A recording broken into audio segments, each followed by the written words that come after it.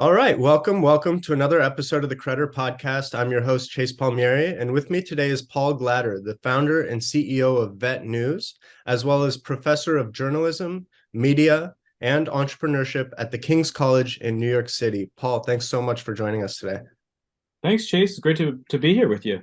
Yeah, we've have kind of these adjacent projects that are obviously trying to tackle some similar aspects of what has maybe gone wrong, or at least what could use some help in the media space.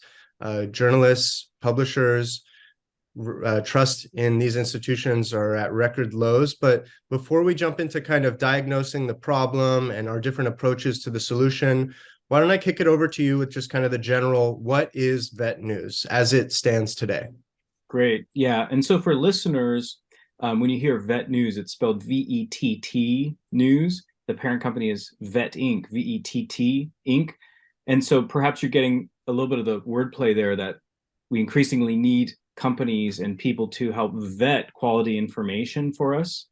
The other wordplay is that it's a Swedish word that means savvy. And so part of our mission, Chase, has always been to make citizens more savvy about the news they read and to also help publishers become more transparent and to have better tools as they engage their audiences and try to bring audiences to quality content. So that's a little bit of the background of the company name and all.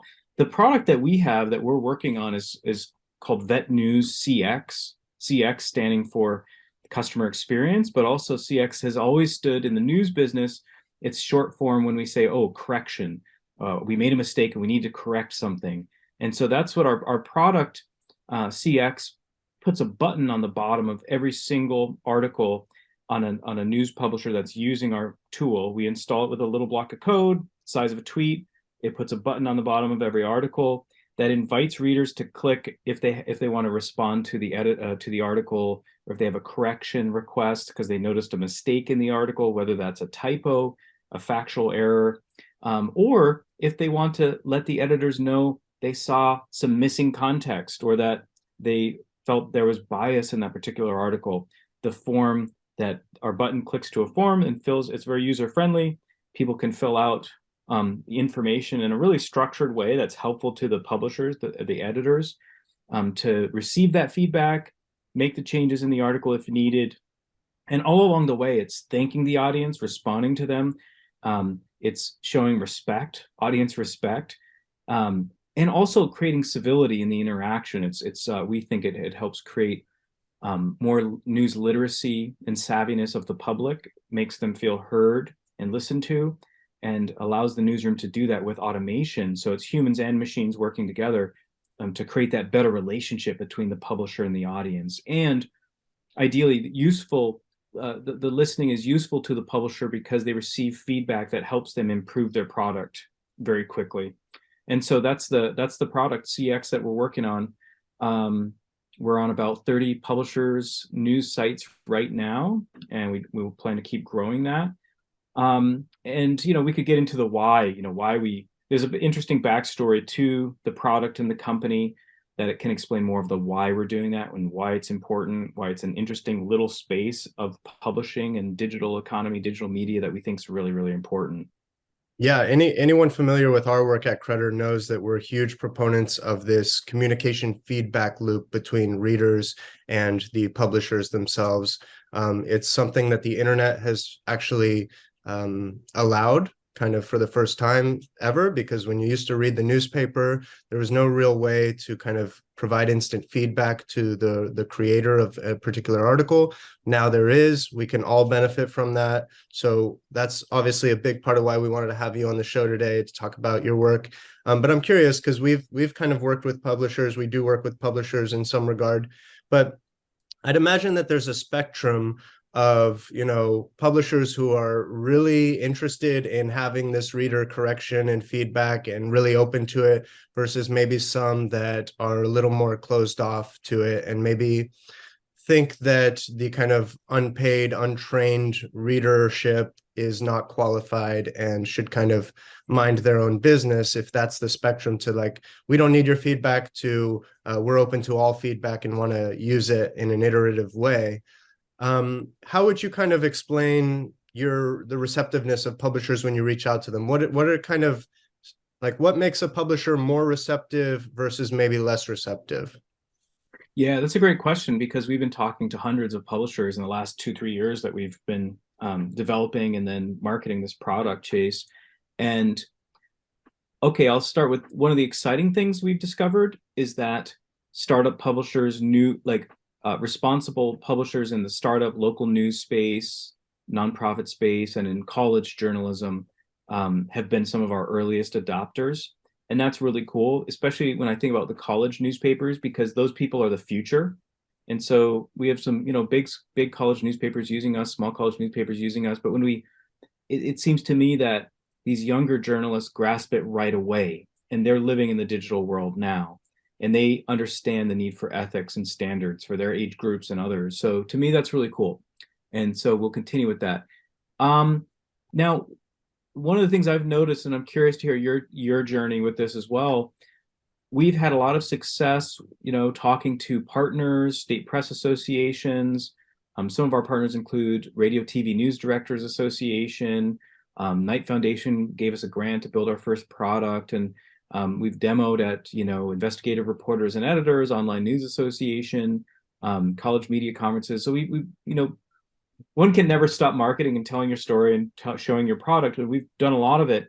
And I have noticed that there's a lot of interest and there's a lot of fear. And so news publishers as a sector, they're hurting. I mean, a lot of them, not all of them, but some of them are hurting economically. We're seeing rounds of layoffs happening even right now, even at some of the ones that were flourishing a year ago. So I think there's a lot of uncertainty. And it's understandable, because integrity is the core of quality news publishers' business. And so there's nervousness to try something new. I get that. I understand that. One of the things, though, that I'm puzzled by, though, is some of the hesitancy around there's some publishers that seem so strapped for money and time that they don't even actually take a serious look at some of the solutions that are out there. Part of it might be because there's a lot of startups out there trying to make money and trying to approach as vendors. And so some of these publishers might be hearing from vendors all the time, and startups making big promises, some of them not with the kind of pedigree or background in news. And I can understand then, if I was in their shoes, why I might be skeptical or hesitant or nervous or whatever. So to me, I personally believe that there needs to be a growing sector in tech called news tech. We have fintech, we have health tech and ad tech and all these different sectors in tech, and we need to keep maturing a sector called news tech. That means companies that are using AI and NLP to improve news media ecology. It means those of us working on trust solutions or workflow efficiency solutions and SaaS products.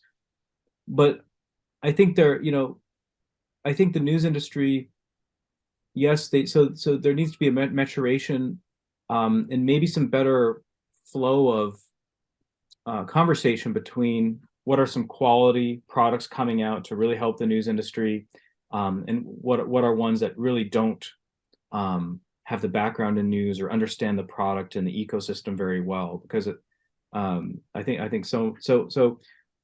With time, the positive thing is that with time, partners who get it. Sometimes it takes several conversations. That's fine. We're happy to do that, and our approach is just to keep talking, keep working. We are not a company that's going to be a unicorn. We're not a company that's expecting to grow, 10x tomorrow. We're going to go slow. We're going to build, keep adding features, keep working with our customers and serving them, and I think just demonstrating that this product helps them over time. And I'd love to see more companies doing that. And frankly, I'd love to see more. I mean, the challenging thing is that kind of approach is not appealing to VCs, right? They want 10x returns or 100x returns. But I do hope, the increased interest from foundations, some of the smart journalism associations, organizations, some of the, social good kind of entrepreneurship movements. I hope that perhaps from those sectors we can keep building this news tech space. And certainly it'd be great to see, it's fine and wonderful. We can see some unicorns who are, creating products that sell incredibly well in other sectors, apply the technology to news. But what I just see is there's often a disconnect where news is a sector that's driven by integrity and values, or at least it should be.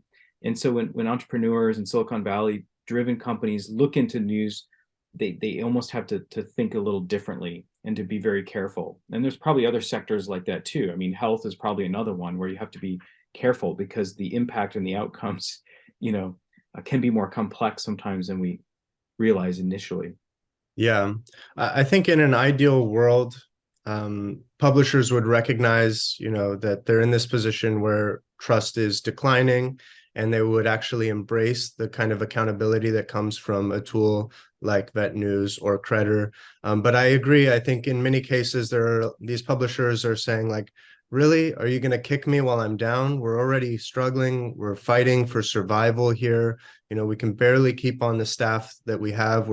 We're already battling the financial incentives to try to avoid just becoming all about clickbait and still do our investigative work, which takes time and resources. Now you're going to come in and kick us while we're down with this level of accountability. So I guess, how much do you see Vett News as a tool for accountability, or how much do you think accountability is maybe part of what's needed in the industry?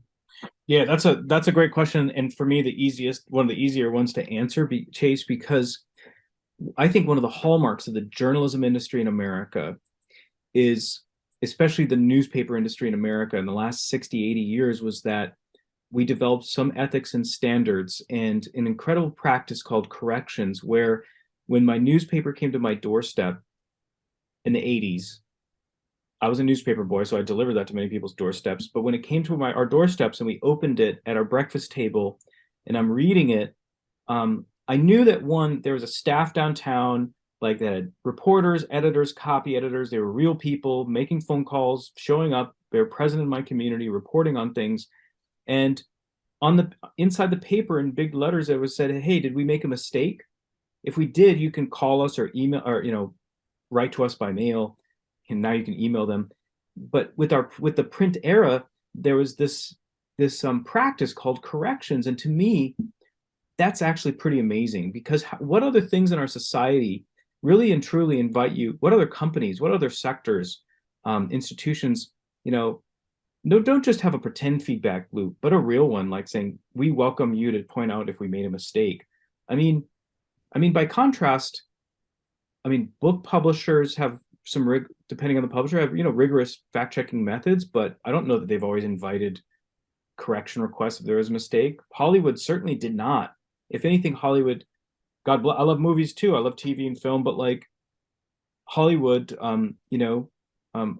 does based on a true story and often embellishes facts, right? So journalism in America, it's one of the rare and few things I can actually find that did this, that had this feedback loop, that worked, frankly. And studies from Pew Research, Knight Foundation, and Gallup, many other places have shown us that the trust in news has declined in the last 20, 30 years. It used to be much higher. And we know some communities, 70, 80, 90% of people were getting a newspaper at their doorstep at one point, delivering news about the sports, the local news, the crime, everything in their community. And so it's interesting that we live in a digital age that's supposedly made our lives so much easier and better, and I would argue has in many ways, but yet our trust in the quality of our information is so much lower. And so the studies from Pew, the studies from Gallup show you, I could cite them and tell you what studies they were, but basically there was one from Knight in 2018, from Knight and Gallup, that showed, they talked to thousands of people and found that 90% of people said they would trust a news outlet more if they acknowledge their mistakes and correct them publicly. And that was one of the insights that made me start digging in here and say, hey, we need to go further into this space. 2 years later, they did a follow-up study, Knight and Gallup, and found people said, yes, corrections are important. And in fact, like one of the highest factors in trust. But we also care about bias and context, that like there's a belief, increasing belief that by American citizens that the media sort of is biased. And that's especially true with Republicans and conservatives. If we look at the data in the last 5 years, Democrats and independents has held sort of steady on trust. Democrat trust in media has gone up and Republicans has taken a huge nosedive. But to us, I think the key is how do we recreate in the digital era a visibility of ethics and standards? How do we create a feedback loop that had the kind of quality signal that corrections box in the newsprint paper had at my doorstep and at my breakfast table? How do we recreate that in the digital age? And can we do it even better? Can we create even more trust, better feedback? And we think we can, and all that kind of thinking went into our product. And so, and to me, that's what's like the exciting part of this here, is that, the digital age, like I said, it's made our lives better in some ways. And I think we could argue and prove that it's made our lives worse in some ways. It's made us less trusting of institutions, more addicted to and unsure of the quality of information. And I think there's a huge market to figure out how to reestablish the dominance of information quality and to rein in the explosion of information quantity, or to allow the quantity to keep exploding in the digital age, but to just create better taxonomies and hierarchies and signals of like, where's the quality? I think that's the thing in the next 10, 20 years. That's one of the things that's going to be hopefully make our lives even better. Our information lives will hopefully make us more intelligent as a society and as a people. Yeah. I think corrections are hugely important because if you think about the relationship between the reader and the publisher as a relationship, in any relationship that we have with friends, family members, coworkers, when somebody admits that they got something wrong or says sorry, and it, is willing to admit that they're imperfect, that is actually a incredible trust building moment in everyday relationships. And so I think it makes a ton of sense for publishers to actually lean into their corrections policy, to really say, hey, here's where we got it wrong. Because that it really does build trust, because ultimately we're talking about relationships. These are humans creating content, humans consuming content, and the people consuming the content want to know that the human on the other side of that content creation is being intellectually honest. But if I can kind of step into the devil's advocate position for 1 second. Yeah. Obviously, I just said that I agree. I'm all for corrections. I think it's hugely important, but there is this aspect of timing. There's so for example, if an article puts out information that is incorrect, that article's content might be read and spread far and wide in hours or days before a correction can necessarily be received and then acted upon by the publisher. And a correction might go out, but I think there's been studies on this. The correction itself is seen by much fewer people than necessarily the content or incorrect information that was actually published. So just to play devil's advocate for a second, how would you address kind of this issue that, once it's out there, it's already out there. The corrections might be good for building trust, but it doesn't necessarily reel back in the incorrect piece of information that might now be inside the heads of thousands or millions of readers. Yep. All right. So part of it, the answer is technology and how does a news organization manage the feedback? So I could name several prominent news organizations that have millions of clicks every month that still expect a reader, if they make a mistake in an article about Joe Biden meeting with African leaders this week, right? Their method is that you, the reader, has to go look around, Google search, find their about page or something, and then figure out, okay, do I click something or do I send an email to somebody saying there was a mistake here, and then hoping that mistake, someone on the other end receives it, charts it in some Excel spreadsheet, discusses it with reporters and editors. Hopefully they're running down the hall, but you know what? Everybody's working from home these days, so you can't even run down the hall to to get a hold of people. So that clunky inefficient method, to me, is the biggest enemy of accuracy and fairness at speed and at scale. Okay, so by contrast, if the New York Times decided to use our tool, for example, I think they get about 600 million clicks on their website a month, if I saw that stat accurate the other day. If they make if they have a mistake on the article and identify the wrong leader from Africa saying something to Joe Biden at that summit, they could have 10 readers filling out our form quickly, and as soon as that's filled out, the reader gets a thank you from the New York Times, the brand logo, and at the same time, the alert is getting sent to an editor on Slack or on email, and alerts blowing up their phone, and they know to go deal with it right away. And they can deal with it in a matter of minutes, making the fix on the website and then clicking a few buttons to let 15 readers at the same time know that that article's been fixed and updated. The only remaining thing then is an issue you brought up, which is, well, okay, what if that helps fix what if 10,000 people saw that article in that time that took 10 minutes that took the New York Times to fix the mistake? And well, so yes, indeed, maybe you stopped 5 million people from seeing that, but what about those 10,000 people that saw it and didn't know that I was an errant quote or identification, or that who didn't know that you fixed it? I think the future, I mean, on that side of it, there is a team at Arizona State Dan Gilmore was involved with. I don't know where they stand on this right now, but they were trying to build a solution that would, on significant stories where there was a significant error, let people know on Twitter or other places that the error had been updated. I've seen it happen on some alerts from some publishers where they do that, but I think that's kind of the next add-on. And I think last time I spoke with Dan Gilmore a year or two ago, he was planning to make that tool open source, and companies like ours or yours or whoever wants it could bolt it in to their solution. So that, I think, kind of helps on that back end tail. But I really do believe that how we designed our tool helps newsrooms manage those kinds of issues at scale and at speed in a way more efficient way, and to help that trust, to the percentage of to increase the odds of trust rather than distrust in the process of handling mistakes or feedback. Right. And what's maybe you have an example, what's the fastest turnaround you've ever seen with your product where, a story is published, a reader makes, I guess you would call it maybe a request for correction, and then the correction gets made. Do you have an example of maybe a really fast turnaround story?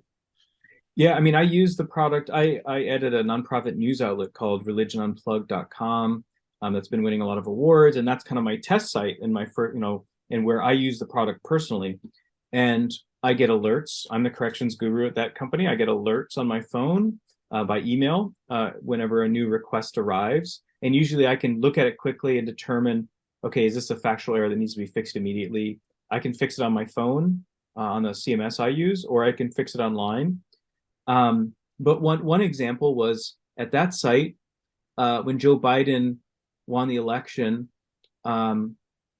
one of our writers named Clemente Lisi, who writes about Catholicism, did a piece. I think it was kind of a news analysis piece saying, Joe Biden was elected, and he as such, he becomes the second president identifying as Roman Catholic after John F. Kennedy, and the piece was this and that. I think I got 5 pretty fairly quickly clicks on our Vett News CX system, an alert saying there was an error. I went and took a look at those, and they were all saying iterations of either Joe Biden is not Catholic because he doesn't believe in the Pope's encyclical on XYZ, so questioning his Catholicism, and so questioning whether the Clemente's piece was accurate on that regard. And 2, some people were saying he wasn't elected, saying it was contested, right? And so questioning it on that regard. So in this case, nothing needed to be fixed in my view. I read the language carefully in our story, and then carefully wrote an email explaining from the why we don't believe a correction is needed. And I could do that and write to all those people at the same time with one note, and hopefully cause them to think about why a news outlet makes the call it did on that particular story. That was one just example of handling some quick feedback at scale. But I certainly on that site too, I can't think of right now, but there's been many times where we got someone spotting an error and we were able to fix it quickly, or maybe within 5 minutes if I was, near my phone or computer. Cool. So let's turn back to something you mentioned kind of earlier, which is kind of the VCs in this space, looking at what you referred to as news tech, and how this trying to solve problems in this space doesn't necessarily match the kind of high growth portfolio companies that a lot of traditional venture capitalists are looking to fund. Yet we know that these are very important problems that we need to solve in society. And yes, you can try to solve them with nonprofits. And I know you have your nonprofit as well, the Media Project, and maybe we'll jump into that later. But personally, I believe that to really solve a problem where we have these misaligned financial incentives amongst, clickbait and publications, and we really need to have a business solution, something that really can sustain itself while solving and addressing these critical issues. So I want to ask, because when we started Credder, we were looking at, okay, what's the problem, and then what's the right product, but also how do we sustain ourselves? How do we make sure that we don't disappear in 5 years? Because we're not going to solve this problem in 5 years. This needs to be for the long haul.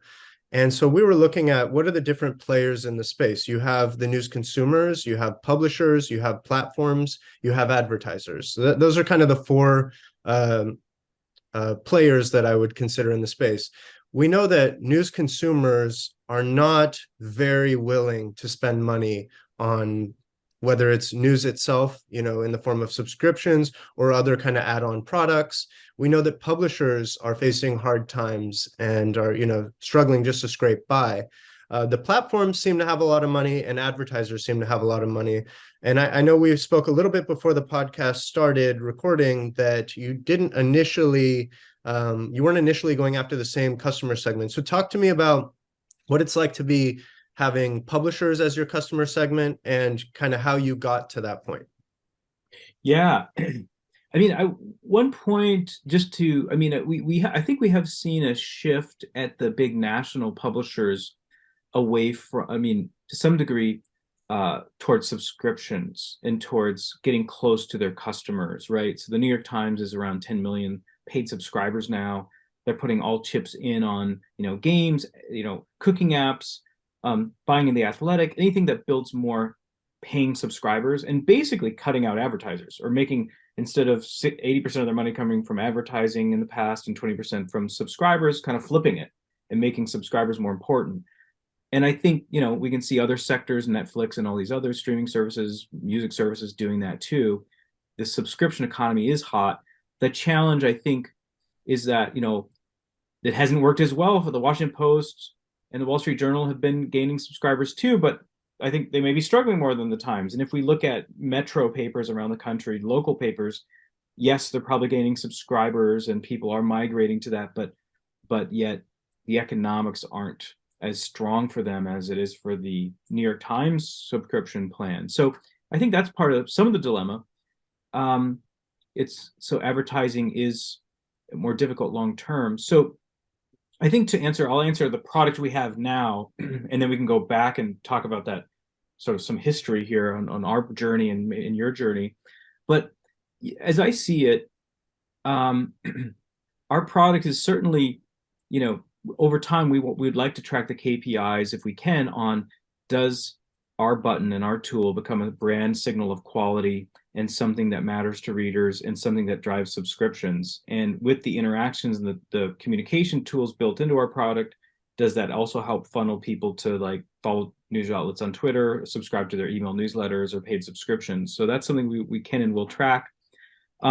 We also think there's possibility to track news outlets that use the Vett News CX system should be more interesting to advertisers that want to appear on quality sites. And so there's, again, KPI tracking we need to do over time to show advertisers that and to show publishers that. And I think over time, this is the kind of thing, as news tech grows and as we figure out more of the KPIs, how to measure them, I think that becomes more compelling. And I do believe citizens will want to read quality information. These kinds of signals will matter, whether it's Credder's seal of approval or Vett News CX on a news site. So I think I guess my answer is like it's both. Both are important still. Subscriptions and advertising, and we see that. So, and I also think workflow efficiency tools are important over time. It's hard. I think the subscription, as we can show more that news tech and news trust products build revenue though and retain subscribers, that's the bigger selling point, and that's what news outlets I think will be much more willing to adopt and pay for these kinds of solutions, in my view. Yeah, you alluded to how we got to the place we are, and so I could give a little backstory to that if that's interesting. I'm as you noted, I'm a journalism professor. I was at the Wall Street Journal for 10 years as a business reporter. I shifted into academia about almost 10 years ago, and I teach at a small liberal arts Christian college in Lower Manhattan, and enjoy it. I've helped a lot of young people get into the journalism world. I enjoy sort of paying it forward, investing in the future by teaching, and especially on topics like business reporting. So I do a lot in that space and enjoy it. I also teach about entrepreneurship, and I teach a class on it to young journalists because I think with the amount of change and the pace of change in news media, I almost feel guilty training journalists to write and report news and then to go into an industry that's changing so fast. If I don't give them some tools on how to navigate change, how to see problems and try to come up with solutions, and how lean startup methodology works, because I really want every journalism student I spend time with to have a sense of optimism and change, adaptability to change. So I'm teaching that class, and around 2016, 2017, we all know the political shifting that was going on. And at the time, I was editing a blog on Forbes about creativity and leadership, and I had to write a post every so often and edit posts. And it was when 2017, when around when the term alt facts came into play. A Trump administration person was on TV saying, "Oh, we don't really believe these facts. We have our own alternative facts," and I was just kind of blown away by that. And I was also watching the disinformation happening, and the data we were getting, even from companies like Facebook, about how bad actors and phony news organizations from Macedonia and different places were deceiving a lot of Americans about what was real news and what was not. And so I was also getting emails and Facebook messages from friends of mine on the left and the right asking for help, asking for advice on how do I determine what is a good news outlet. And so I decided, okay, let me write a Forbes post explaining how one can determine what's a good news outlet. And then I also gave a list of 10 of my favorite outlets and why. Try to explain to people why some outlets have the kind of audience and reputation, and reach that they do. That it's not an accident. There's a lot of history and integrity kind of that went into some of the main brands. So that post, I almost wondered, is this thing too basic to post? Do most people know this? But I explained three of the key principles. I said to determine a quality news outlet is, does the news outlet label opinion or make an effort to label what is opinion clearly to the reader? 2, does the news outlet have codes of ethics or standards it subscribes to, and does it make that visible somehow to the public? And then 3, does the news outlet, when it make a mistake, correct itself and invite you to tell them they made a mistake? And is there something on their website that shows you that policy or how you can reach them? And so, I put this thing up on Forbes and wondering, is this too basic? And then literally within hours, I just start seeing the counter. At that time, Forbes, they don't anymore, I think, but at the time they had a counter on page views or unique visitors. And I was watching it go from 2,000, 5,000, 10,000, 15, 20, 25. It just kept going. It was kind of wild. It was very quickly the most viral thing I'd written for their site. And it didn't stop. I mean, that week was Super Bowl week, and it was the most popular item on Forbes. And it clicked over, it was 100,000, 200,000. And over time, I mean, the thing's up to, I think it's well over 3 million by now. They took the counter off once it crossed 2.5 million a couple of years ago. I mean, not on just that article, I think on all of their articles. But I was hearing from people too. And I mean, major news outlets at Wall Street Journal, New York Times editors were tweeting this thing. And I was hearing from high school teachers saying, I'm using this in my class. This is super helpful. I was getting invites like the Brookings Institute and in Washington and the Wilson hosted some meeting of 30 think tanks from around the world to discuss. They called it the Alt Facts Forum, and they invited me as an opening speaker for that. So think tanks were caring about this and studying it from many countries around the world. And so I was kind of pulled or drafted into this zone, really, because of that post that went viral. And one of the things I teach my students in entrepreneurship class for journalists is that, try to listen to your audience. And when you hit a need, there's ways to kind of discover and to go further into what that need is. And I was basically feeling, okay, I hit some kind of vein here, some need. And so I tried to keep listening to people. And some people, there was a couple of people who asked if we could build something, like build a website to help people understand, like based on the principles I was sharing, like to help them understand what's a good or bad news site. Again, this is all like 2017. And so now there were many other wonderful journalism professors, entrepreneurs, and people involved in these same kinds of things at the same time. And God bless all of it. There's News Trust Project, Sally Lehrman out in California. There's Trusting News, Joy Meyer and Lynn Walsh, and they're a partner to us at Vett News. And I appreciate them and all the work they've done. So there was sort of these think tanks and consulting firms or agencies starting up. Long story. So what did I do? Former students who'd gone into developer camps, programming camps, and journalism friends, I just kept talking, kept thinking, and we decided let's build a tool a browser extension people can install that's connected to audits, and we'll audit the top 100 news outlets by traffic to determine if they pass 3 tests. 1, do they have an opinion? Do they label opinion? 2, do they have ethics and standards and make it visible? And 3, do they correct themselves and have a way for readers to see and do that? So Clemente Lisi and I started auditing these news outlets. The developer builds the tool in Google Chrome, and we built a beta. It worked. It was pretty cool. I liked the design of it. As Clemente and I were auditing these news outlets, literally spending time looking at their websites, tracking, those 3 tests. One of the things that was very interesting was that even good news outlets we found, like CNBC, even the New Yorker, some of them weren't passing all 3 of the tests. In other words, we were discovering that, and I have the data somewhere. I did a second Forbes post. I put it together, like what percentage passed. So we could talk about that if you want. But basically, some good news outlets weren't passing all 3 tests. The audit was working to flag downright hoax players because they weren't passing any of the tests and getting red lights. But there was some good outlets getting yellow lights because they didn't pass all 3. You have to pass 3 tests to get a green light. And so to me, that was pretty fascinating. It was pretty, just like what was fascinating was that good outlets that I knew to be good outlets weren't translating their ethics and standards and practices into the digital era very well. And so we got into an accelerator called NYC Media Lab. Their accelerator is called Combine. It was pretty cool. A lot of 8 teams coming out of universities. We were one of the few sort of news tech teams.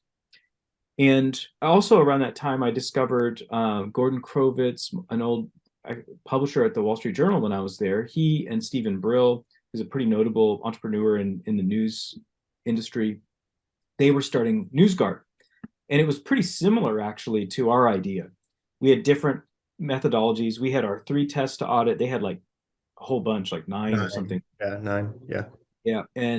But I talked to Gordon at one point. We compared notes, and I like what they were doing. And they kind of quickly seemed to start to pivot to other zones, looking for audience. And in our accelerator, we had to do a lot of customer discovery, go talk to people on the street, and also newsrooms. We talked to like 130 people in 30 newsrooms. And we got a lot of feedback from, all those people, as well as people in the accelerator and speakers at the accelerator. And we kind of quickly saw that, number one, NewsGuard's already doing this, so why are we doing it? Two, NewsGuard was starting to pivot, good for them. But these B2C products and these kind of like browser extensions or apps to help people determine news, the biggest problem was that the people who were asking us to build that were probably the people who care and don't actually need that solution. They're probably more media literate. And the people who actually really need the solution don't like it and resent it. And so Or don't know that they need it. Yeah, exactly. And neither of those really want to pay for it. right. So there's going to be some fundamental problems as a B2C. And I think also at that time in 2019, you know, Silicon Valley or, investors didn't really like B2C companies. They like B2B more. I think that's Yeah, kind of still true. So, yeah. so we just started going back to the drawing board a lot, came up with some of the ideas for other products, got up on stage, pitched our other ideas, and everybody in the room, like the 250 people in the room when we pitched, um, a lot of the companies there, big media companies in New York, they all came up to us. Like literally, I'm standing there, I had like 5, 10 people, we're all chatting, and almost all of them said, like, of those 3 ideas you pitched, that thing on corrections is hot, And so that was actually a trial balloon and showed me and my co-founders that like, all right, let's pivot there. And that same day I had a call with Knight Foundation and basically around, hey, we saw that study you did and we're interested to build a product that addresses these things. And they basically said, yeah, that's also hot, and send us a proposal. And that's kind of that's what caused us to pivot away from like a B2C ratings agency model, and more toward a particular SaaS product that we now have. We got the grant from Knight. We built the product, hit the pandemic, so that caused some headwinds and everything. But we did. I think we built the product, did the test in beta, and we have a product that works and people seem to like. So that's great. So let me ask, why, maybe at what point, and what was the thinking behind being a for-profit product or solution in this space, as opposed to, trying to raise money from the Knight Foundation and others, but providing the product for free to any publisher that wants it? What was the thinking to go the for-profit route? Yeah. Well, I mean, like you, I think it's good to think about for-profit work first and to test the market, to see if you have a product to sell. And I do think profit incentive can be good, to help you get data and feedback and know if it's a thing you should build. And I also and take forward. I also think it can be, it's good in many ways. And early on, the bigger picture vision too. I mean, of Vett Inc., Savvy Inc. is I own domain names for a whole bunch of other sectors with Vett Health, Vett, in case we wanted to try to create quality measures in other sectors, like we're trying to do in news. And so we've chosen just to kind of keep focusing on news, stay on our one product, stay on our one sector that I care about the most, frankly. But I would say that like we're not opposed to going a nonprofit down the road if we see a nonprofit as a better home for our product. Because ultimately, I think we want to do. If I can interrupt there, how do some of your investors maybe think or react to you saying that? Because I'd imagine my investors wouldn't be very pleased to hear that we're considering, if it makes sense, pivoting into a nonprofit. So I know you're probably mostly investor funded, or at least have been at different stages in the company. I'd imagine that the traditional VCs would not like to hear something like that. Exactly. So, but all the equity is owned by me and one other person. So, Okay. or the founders basically. So just sorry, let me double click on that. So was it a grant from the Knight Foundation that kind of helped you get started? Not an Yeah, equity investment necessarily? exactly. Yeah. So that was a grant from them. And I can give you some background on that relationship, but that's been a good one for us. But yeah, last summer we were in a second accelerator, the Battery in California. It was a great experience. And we at that time we were considering going for angel funding in a seed round, but one, the economy was shifting a lot, and we, we were and are exploring several other options, and I'll get to the issue that you just raised, which is that I haven't gone for a seed round yet. I haven't gone to seek officially. I've not been pitching angel investor groups yet, because for that very reason, I want to know for sure in the next year to 2 years, like, are we staying for profit and we're going to go for a funding round, or um are there other sort of partnership or merger ideas that we think could have better impact long term and become a revenue generating product for the right institution. So that's what we're sorting out. And I don't want to take people's money unless I'm going to create return for them. I want to deliver on everything I say we're going to deliver on. And I think that, Knight Foundation, I believe and hope, was very pleased that we over delivered on everything we said we would do for them in the contract of the grant or the proposal that we had with them. And what's the ongoing relationship with the Knight Foundation like? How hands-on are they? Do they ask for updates, every couple weeks, every month? Do they kind of just leave you alone? I'm very curious. We've not really had any direct relationship with the Knight Foundation ourselves, but a lot of the other companies in our space, as you know, at some point do work with the Knight Foundation or get a grant or an investment here or there. What's it like to have them as a partner? Yeah, so in my view, Knight Foundation is, I think, the most important foundation in the news media space. And they're very professional and they're very innovative. So the program manager who helped us receive the grant, extremely rigorous, that person and all the other people all along the way in terms of reporting and paperwork and follow-up calls. They were also extremely good to us with helping us get speaking slots at key industry conferences, inviting us to some key gatherings of news leaders. That was extremely helpful to me, both in terms of just like the motivation, the networking, and just tangible results of partnerships and customers that came out of some of those. So I have nothing but praise and gratitude for Knight Foundation. Now, that being said, like your question around how do they operate with companies, that's interesting because Knight Foundation, if you look at what they've done in media in the last 20 years, they've changed. They adapt and they do different things. So I think in the early, I remember when they were doing like huge $1 million contests for like innovators, right, years ago. And then when we got our grant, at that point, the people kind of leading their media practice, and what I'm telling you isn't proprietary. It's only, I'm trying to tell you only what I recall seeing on their website or their communications to many grantees and stuff, or potential grantees. But basically, at the time we got our grant, they were not interested in sort of funding startups. So we actually had to receive funding via a nonprofit. And it was fortunate that I also run the media project. So that was the grantee that that then sponsored the development of Vett News and Vett News CX, and that was also the first test client. So for the product at Religion Unplugged, so that worked out well for us that we had that ability to do that, and maybe it was a bit unique for Knight Foundation at that time when they didn't seem to be funding many startups. I do know some other sort of innovative people and startups they seem to be funding, and I'm not sure the mechanisms how they did that, but I'm just speaking to you from what we did with them. And I will say that, like, Knight Foundation again seems to have changed. I have a great respect for Jim Brady, who's their new head of media, and had met him some years previous in entrepreneurial journalism circles. And he did great. He's done great things as an entrepreneur in journalism. And I think he and the new team there in the media side have been reevaluating what they do, how they do it. And we've had enjoyable calls with them and stay in touch with them.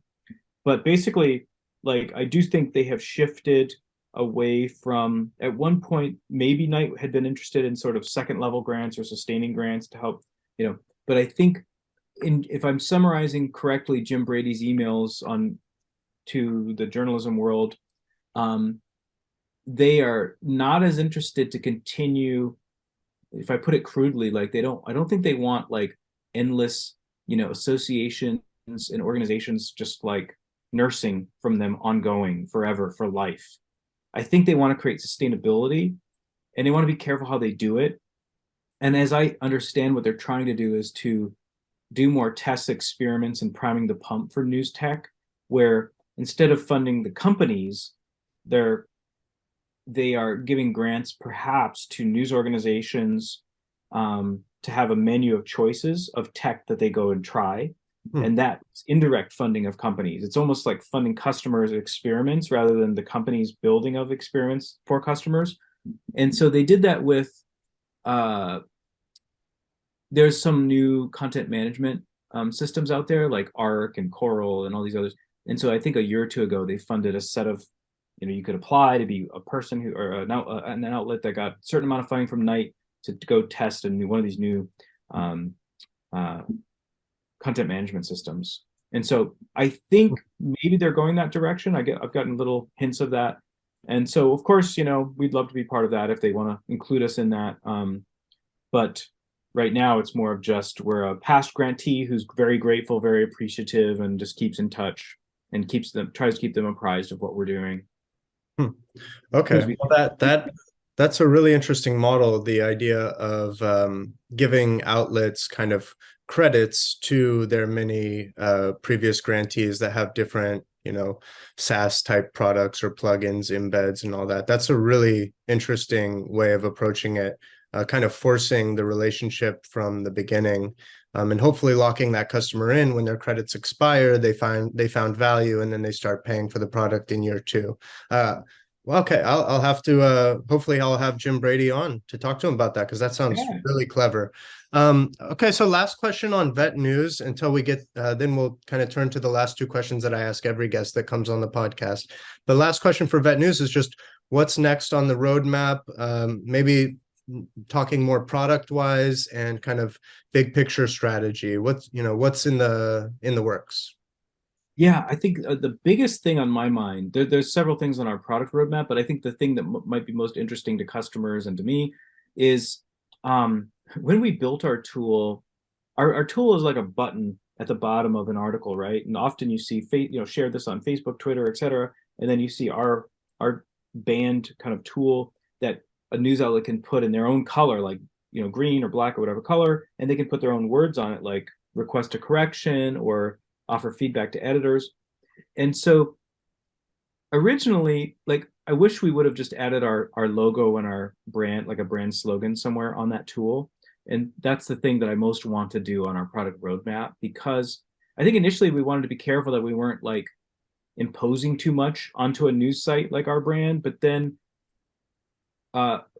many of our customers have told us, no, part of the big reason we want this tool is to show our readers that we care about this and to show it's like a stamp of quality. And so our button is on the bottom of 2 million articles on the internet right now. And every time we get a new customer, a new client, that keeps growing. And so that's sort of free advertising in addition for our company and our product, as well as when we can put the logo and the little slogan on there, I think it's free advertising as well. So it's good for us. I think it's a quality signal to the reader, so it's good for the reader. And I think it's a quality signal for the publisher, which is good for the publisher. So I think that's, to me, one of the most important things. And I actually just filled out a grant to another organization to fund the building of that feature. We try to, we bootstrap. We're trying to go incremental.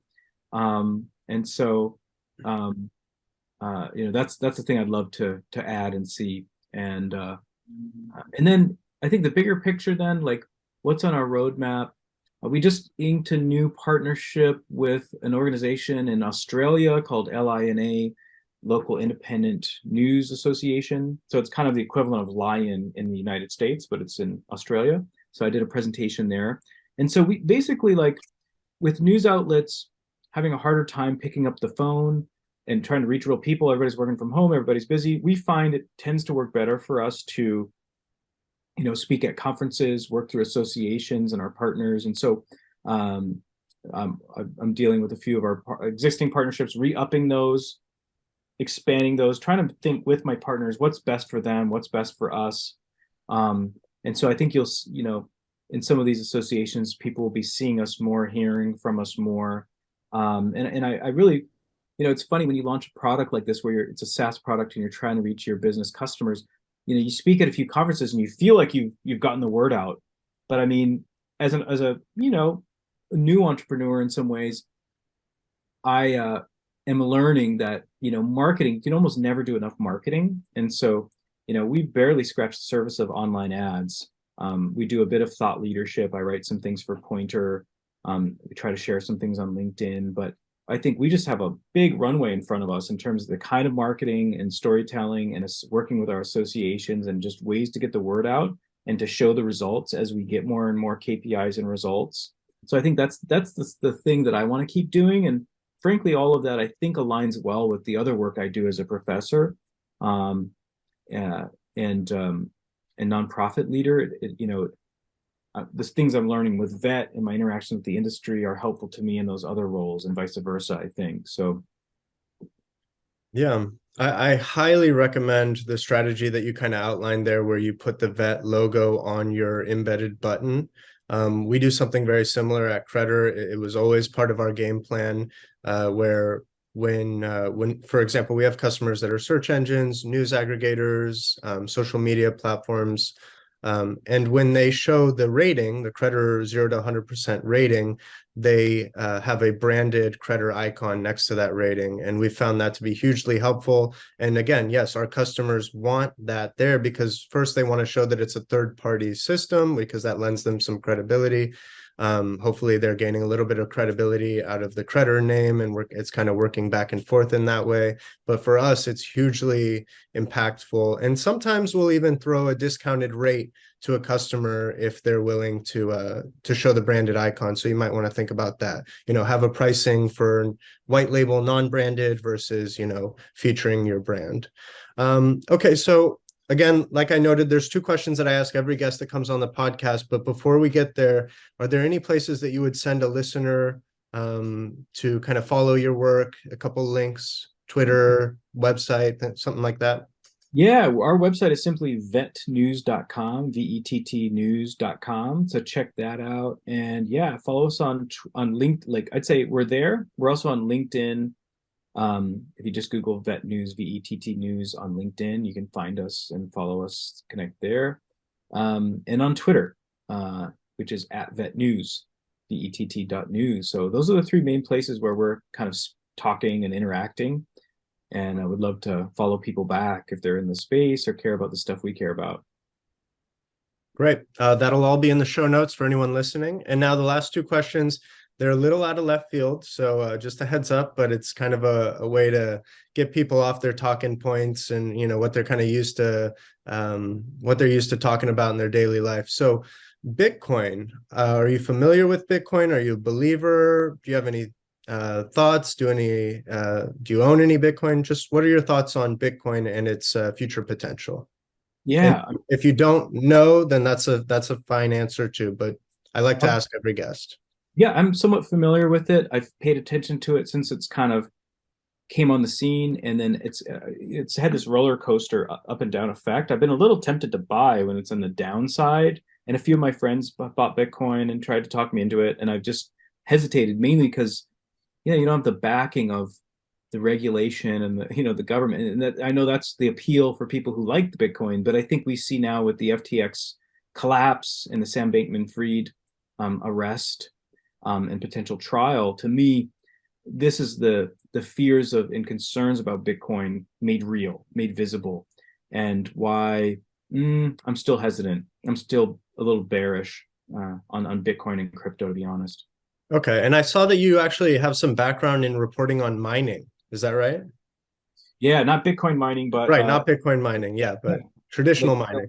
traditional metals. I used to at the Wall Street Journal for 3 years. I was based in Pittsburgh, and I covered the global metals industry, the steel industry around the world, and aluminum, and a little bit of iron ore and titanium and other metals. But steel and aluminum are the two big money metals, and I loved it because you're covering the finances, but also a lot of times I would catch a flight, drive my Jeep to West Virginia and go visit a coal mine or get inside a steel mill or aluminum factory. And I kind of loved, talking to a billionaire one day on the phone, and then the next day being in a steel mill writing about the oldest steel worker in America, Bonnie Brooks, who's now passed away, but was like 89 and still working in a steel mill at the time. And so kind of that was a lot of fun. And the steel industry, man, it's built a lot of our world when you think about it.